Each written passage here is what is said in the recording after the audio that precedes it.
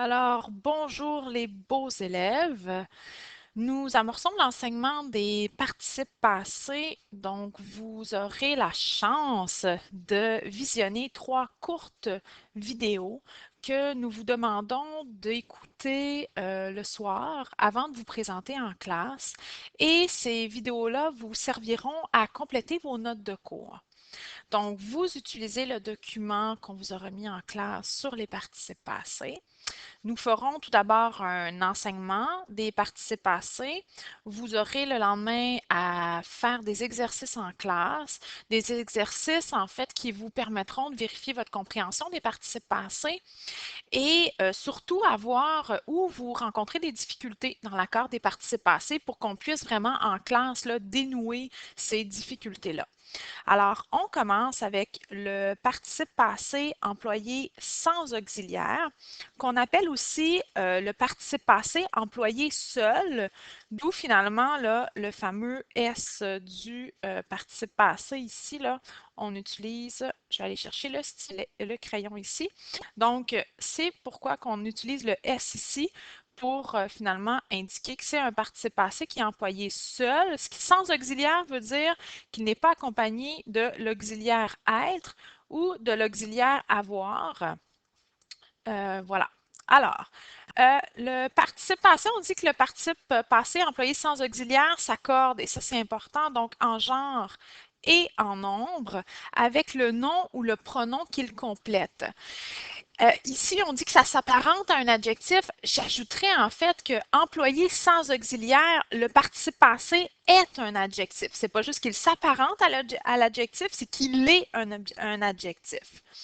Donc, ici, on dit que pour repérer le donneur d'accord, là, il faut repérer le nom ou le pronom qu'il complète. C'est assez simple. Je vous donne un exemple.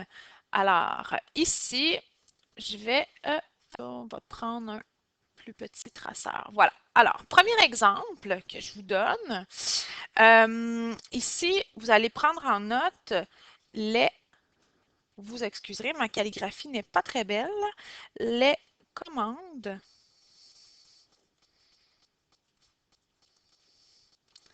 passées.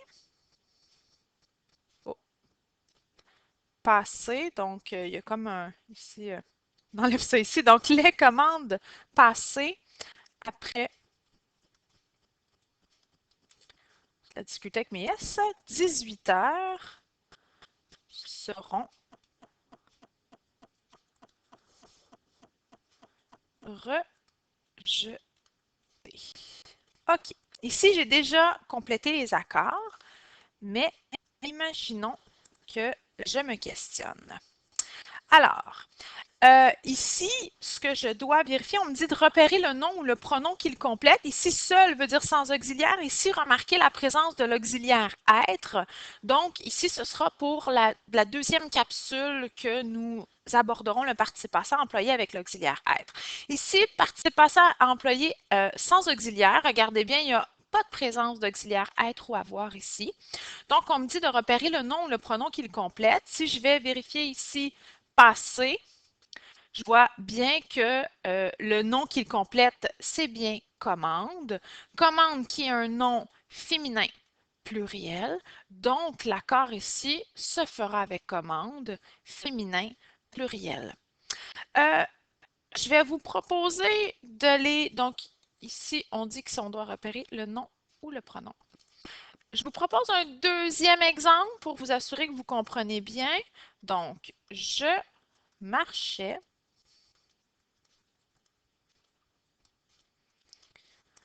sur la rue bordée. Oh, on va voir pour l'accord. Bordée de grands arbres. Parfait. Ici, participe passé employé seul, il n'y a pas d'auxiliaire. On voit vraiment qu'il se comporte comme un adjectif ici. On va voir le nom qu'il complète. Ici, c'est la rue, donc c'est la rue qui est bordée. À ce moment-là, rue féminin singulier, bordée s'accorde avec rue, E, accent aigu, E. Ce qui est important aussi de vous assurer tout d'abord de bien comprendre, c'est la différence entre le participe passé et le verbe à l'infinitif. C'est une difficulté que je vois souvent dans vos productions écrites. Vous confondez les deux. Et ici, on va revenir à votre moyen de base que vous connaissez. Si on prend passé, justement, allons-y avec notre premier exemple où j'avais le participe passé, justement. Et on va faire la différence entre le verbe infinitif, donc passé. Ici, pour vous assurer de bien faire la différence entre le participe passé et le verbe à l'infinitif, vous pouvez faire une manipulation de remplacement. Chacun a son verbe privilégié de manipulation là, pour faire le remplacement. Moi, j'utilise le verbe vendre. Donc, j'utilise le verbe à l'infinitif vendre pour de remplacement, pour voir si mon verbe, je dois l'écrire à l'infinitif également. Mais je sais que d'autres vont utiliser mordre. L'autre verbe qui peut être utilisé je sais qu'il y en a d'autres. Il y a fait, je crois, et faire que certains utilisent, mais je crois que ce sont les deux ici qui sont les plus utilisés. Ensuite, passé, j'utiliserai à ce moment-là vendu, qui est le participe passé de vendre. Essayons avec ma première phrase.